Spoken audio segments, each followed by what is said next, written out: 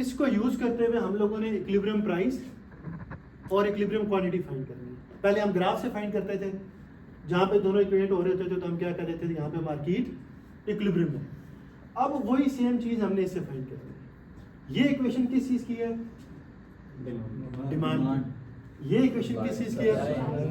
अच्छा, some time ऐसा भी हो सकता है कि ये यहाँ पे ना लिखा हो, आपने खुद जज करना हो कि डिमांड की इक्वेशन कौन सी और सप्लाई की कौन सी है, तो आपको कैसे पता चलेगा?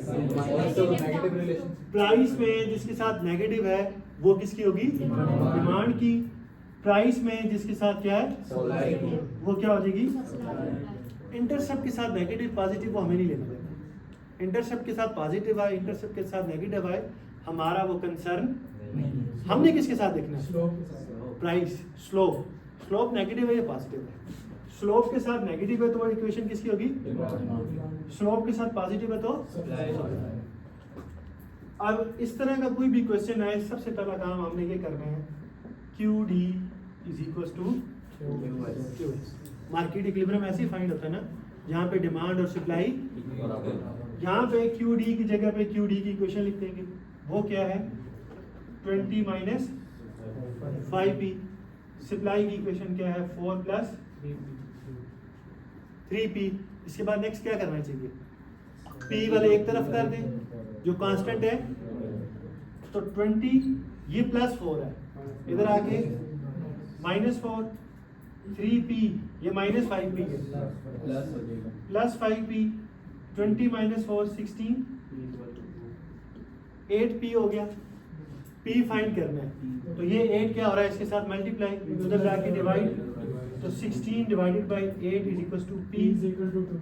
तो प्राइस की वैल्यू क्या आ गई? इक्विलिब्रियम प्राइस 2 आ गई। इक्विलिब्रियम प्राइस हमारे पास क्या आ गई? अब इक्विलिब्रियम क्वांटिटी डिमांड भी फाइंड करनी है और इक्विलिब्रियम क्वांटिटी सप्लाई। तो वो हम क्या करेंगे, इस प्राइस को इन दोनों इक्वेशन में पुट कर देंगे, डिमांड भी आ जाएगी और दोनों वैल्यू सेम आनी चाहिए। अगर सेम नहीं आ रही तो इसका मतलब क्वेश्चन में हमने कहीं गड़बड़ की। तो QD की इक्वेशन क्या थी? 20 माइनस 5P। तो 20 माइनस 5P की जगह पे क्या लिख देंगे? 2। तो QD is equal to 20 minus 10, तो QT इज इक्वल टू। अब सप्लाई में पुट करेंगे ताकि वेरीफाई हो सके कि ये इक्विलिब्रियम है कि नहीं।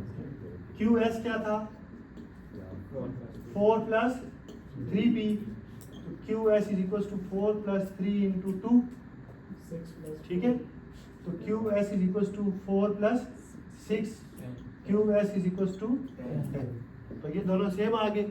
इसका मतलब ये है कि ये इक्विलिब्रियम प्राइस है। यहाँ पे डिमांड और सप्लाई दोनों क्या है? इक्विलिब्रियम। क्लियर? अब अगर इसी चीज को आपने ग्राफ में शो करना हो, तो यहाँ पे प्राइस, क्वांटिटी, ये ग्राफ किस चीज का है? तो सप्लाई के सामने एग्जैक्ट इसकी वैल्यू लिख दें। QS